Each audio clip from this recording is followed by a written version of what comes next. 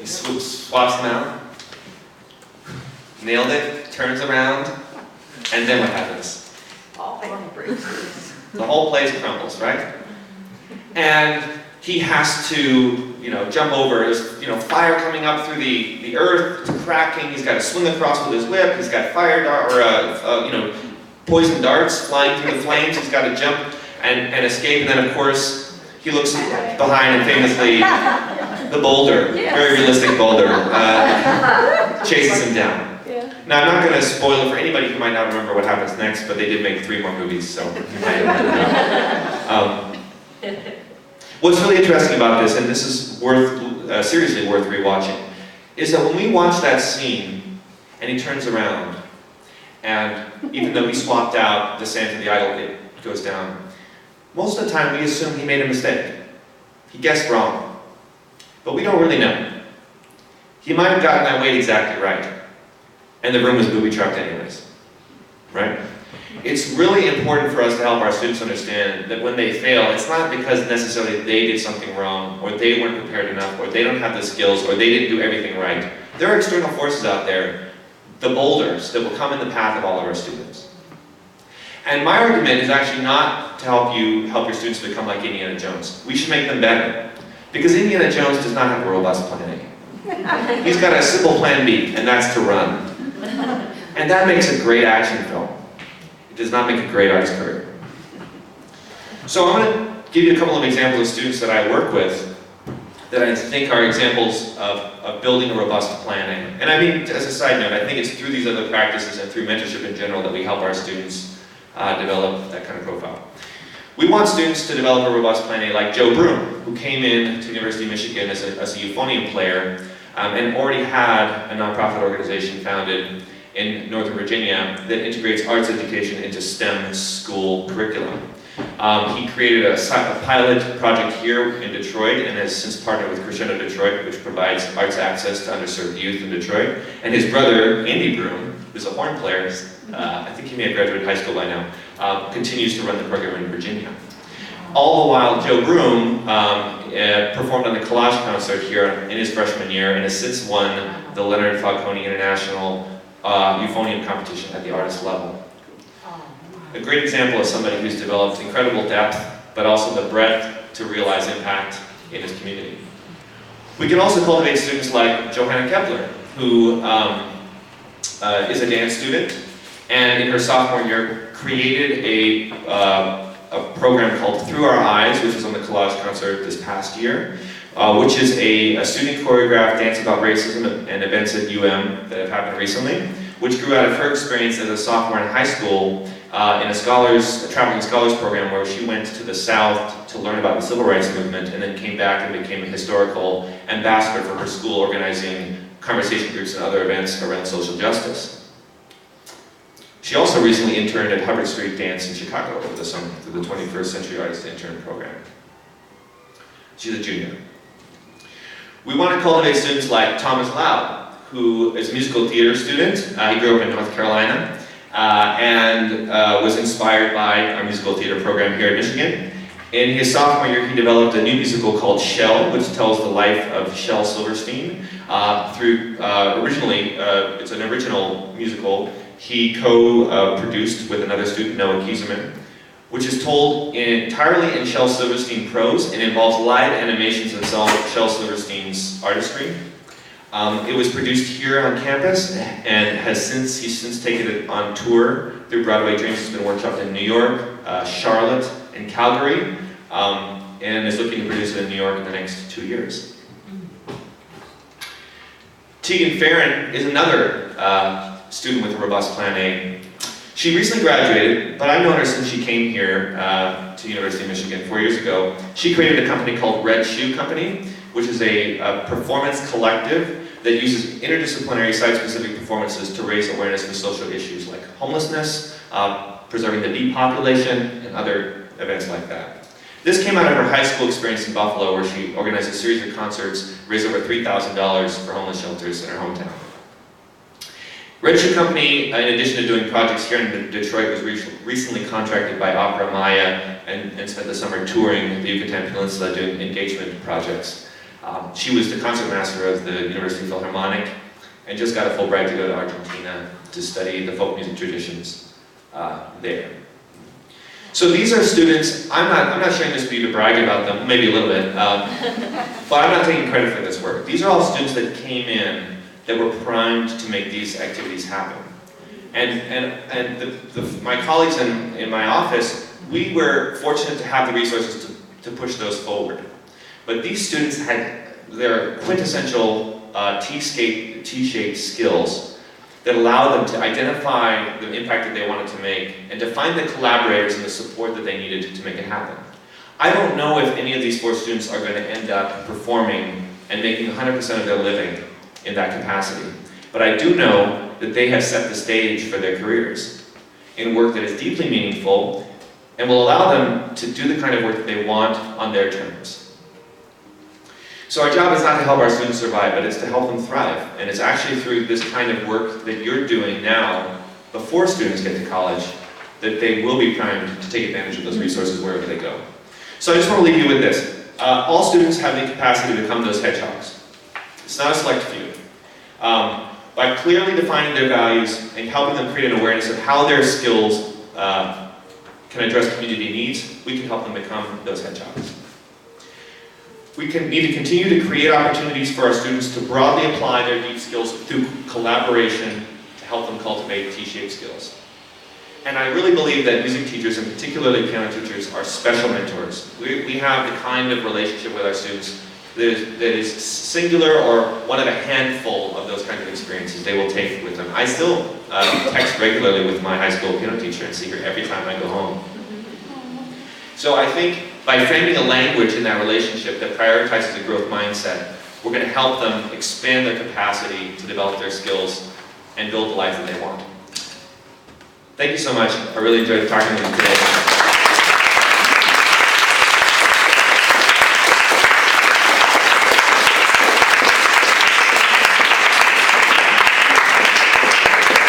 I'd be happy to take any questions that you have.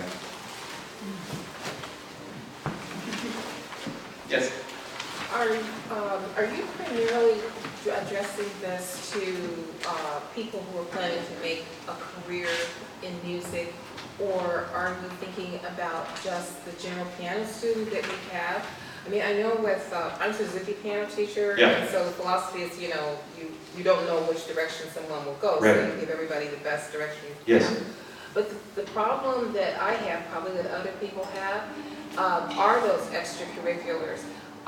It's so hard to get them to even be able to prepare for lessons, and students will say, I can practice 4 days a week, or I can practice 3 days a week, but I can't do more. So, the diversities you're talking about with this, other skills, what's your vision for seeing that happen in like a 45-minute hour lesson? Right, so I think you're hitting on a really good point that applies, I think, broadly to lots of scenarios, which is that our students are over-programmed, even the ones that are singularly serious and say, I'm preparing for music school. They still have tight bandwidth, and we have tight bandwidth in the lesson, for sure. I think it's more realistic to implement some small activities, whether that's thinking about some of these supplementary musical skills I talked about, exercises to cultivate those. And when you're doing that, that is not necessarily going to lead in a linear way to somebody writing a musical on their own, right? That's not really the point. The point is to help them, and I think as a Suzuki teacher there is already that element built into a degree, by helping them learn by ear and using their ear as an equally important component to learning as reading the score. They're already primed in a way, right, to have more flexibility. So I'd say that in the confines of a 45-minute lesson, the options are a little bit limited. What I would say though, and this is just to clarify the first part of your question, I mean, I do work with a lot of students that are coming in and they'll tell me, yes, I want to build a life in the arts.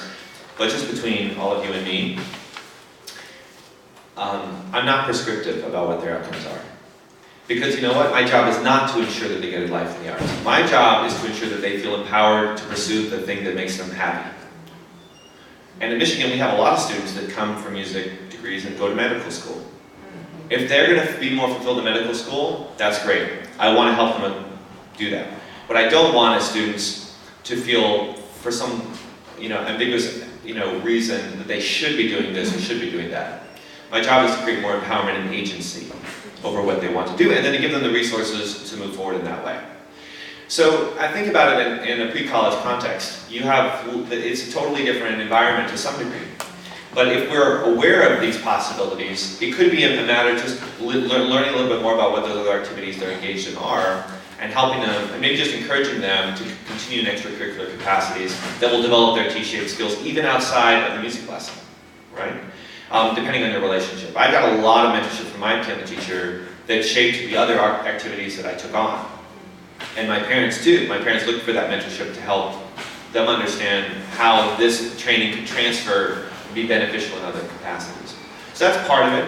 And I do think also there's a possibility of thinking creatively about how their music making could be connected. Maybe there's a way to connect some of your students, maybe not all, for them to use their artistry in collaboration with a student in another discipline. I mean, there's programs I've seen in many different places, including Madison, Wisconsin, where I did graduate school, where musicians collaborated with science teachers to help make science education more interesting.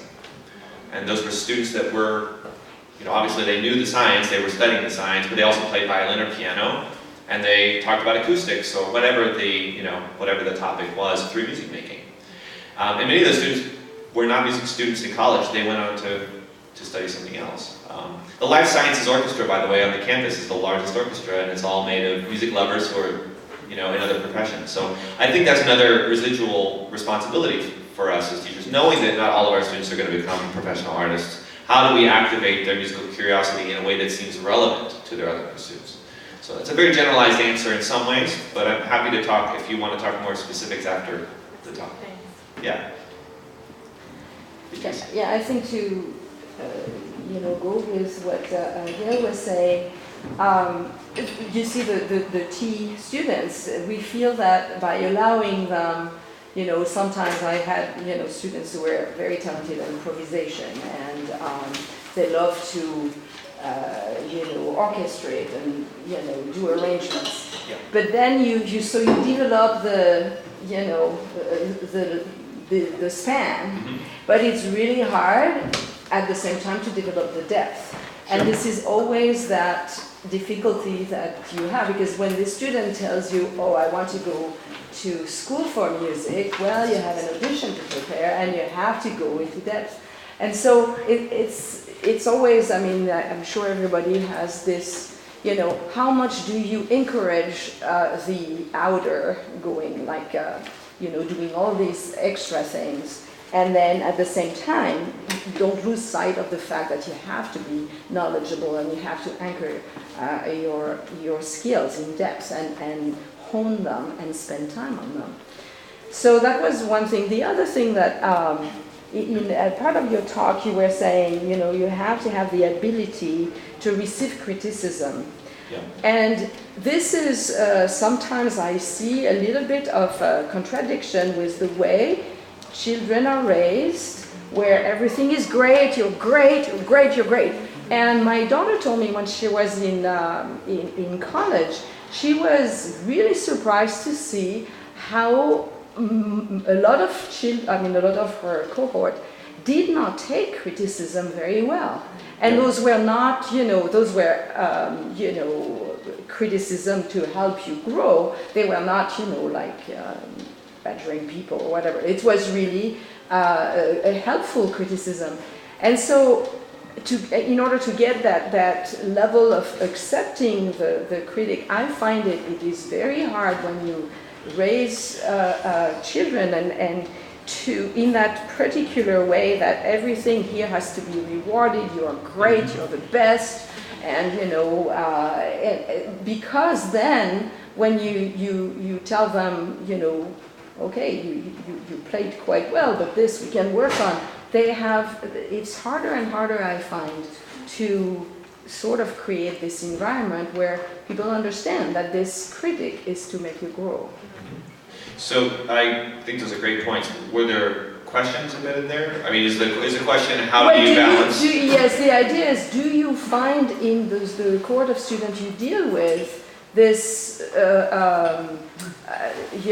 this sort of defense? So I would just respond quickly. every student's different. All the students that I just mentioned to you have incredible resilience. I mean, they all receive funding from us, from our program in one way or another. In Tegan's case, I think she had to apply 5 times before she got funding from us. She was rejected 4 times. And she was a student that was already the concertmaster of the orchestra, had jumped through all the hoops and been very, you know, if you look at it objectively, a very sort of successful music student who was getting rejected for a 2-page grant proposal. It would have been very easy to get jaded or frustrated or, you know, if you have never dealt with that before.